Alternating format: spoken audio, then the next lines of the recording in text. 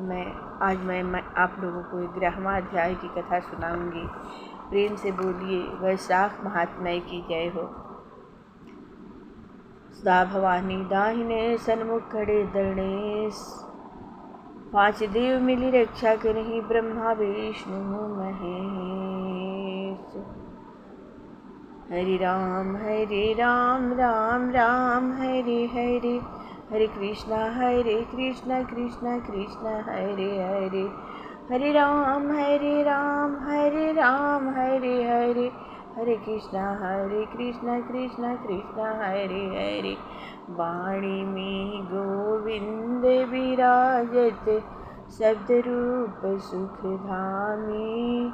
प्रेम भक्ति पान करावत, रस बरसावत स्वामी। प्रेम से बोलिए प्रात की बेला ब्रह्मूर्ति उषा काल की जय।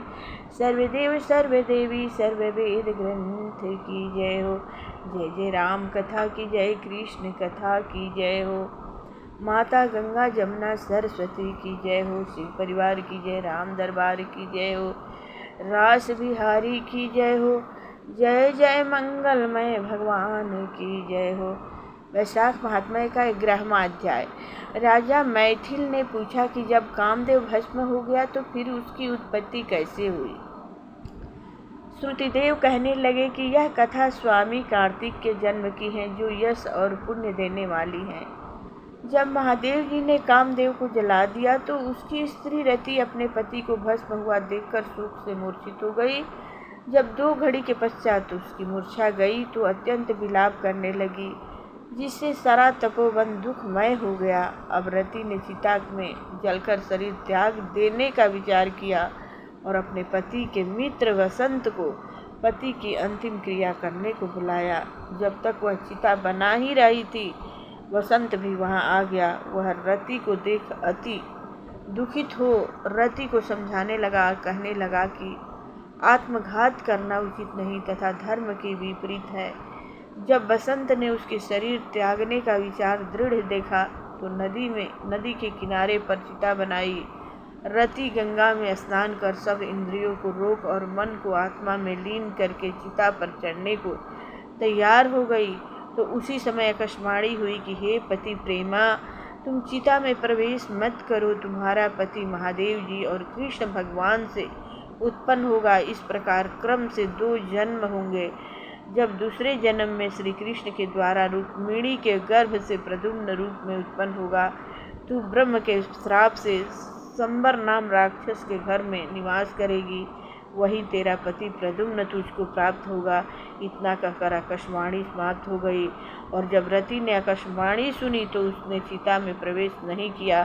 फिर जिनके कार्य की सिद्धि के लिए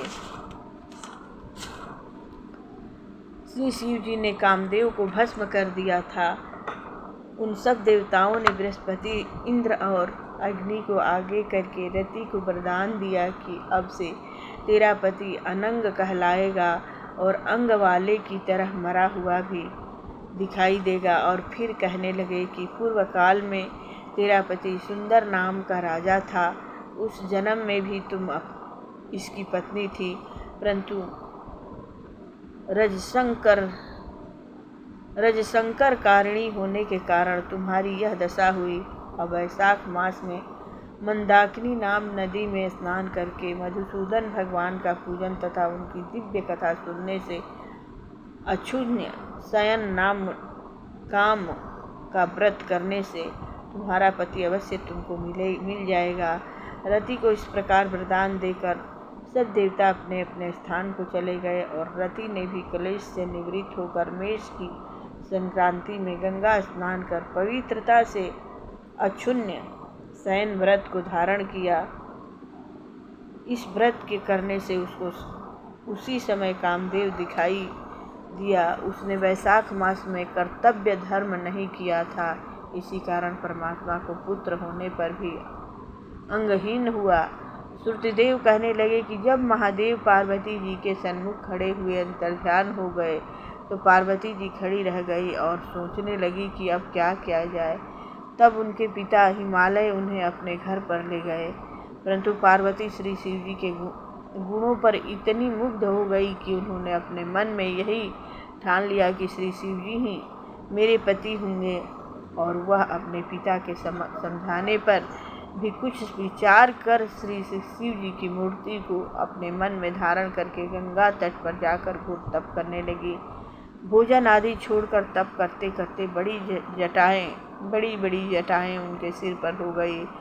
इस प्रकार 1000 वर्ष तक शिव जी की आराधना करती रही। एक दिन सांझकाल के समय श्री महादेव जी पार्वती जी की परीक्षा करने के लिए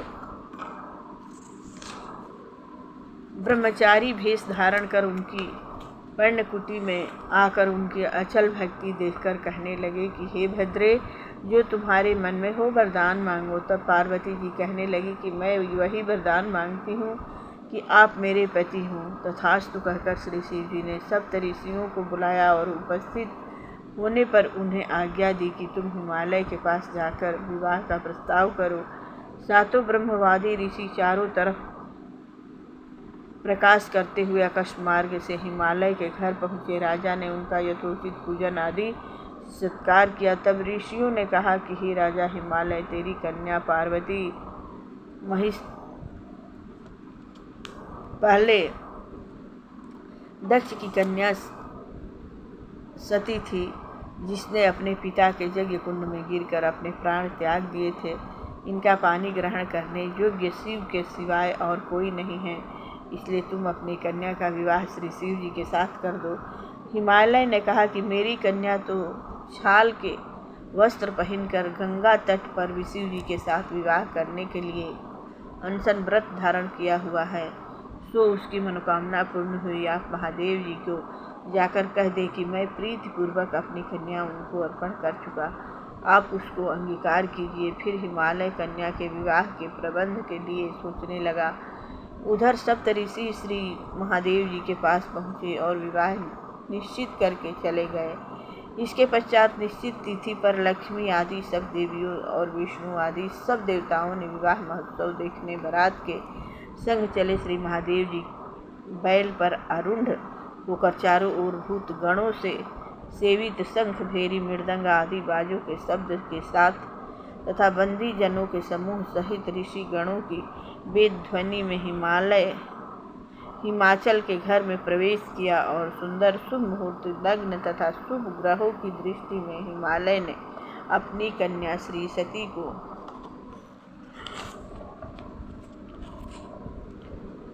सती पार्वती जी का विवाह श्री महादेव जी से कर दिया। महोत्सव के पूर्ण होने पर श्री शिव जी लौकिक धर्म का पालन करने लगे।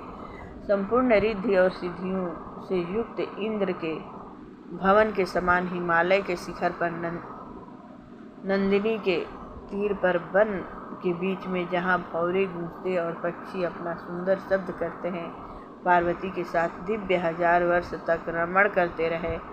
जब श्री शिव जी पार्वती के संग नित्य रमण करते रहे परंतु गर्भ स्थित न हुई, तो देवताओं को अति चिंता हुई और सब मिलकर उसके कारण को सोचने लगे कि नित्य ही पार्वती के गर्भ स्राव होने के कारण हमारे कार्य भी सिद्ध नहीं हो रही।